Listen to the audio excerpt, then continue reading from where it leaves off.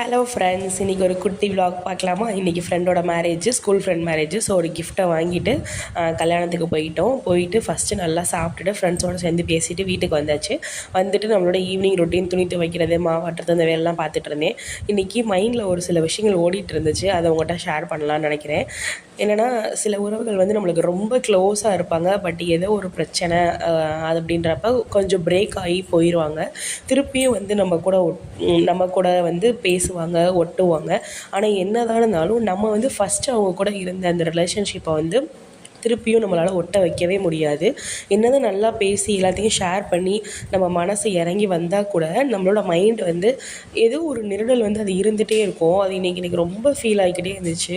ஏன்னா school friends, school அந்த பழைய நினைவுகள் நிறைய மைண்டுக்குள்ளே ஓடிக்கிட்டே இருந்துச்சு. இதை வந்து எப்படி சில டேஸ் இப்படி தான் போகுது, உங்களுக்கு எப்படி இருக்கும் அப்படின்றத கமெண்ட்டில் சொல்லுங்கள். பாய்.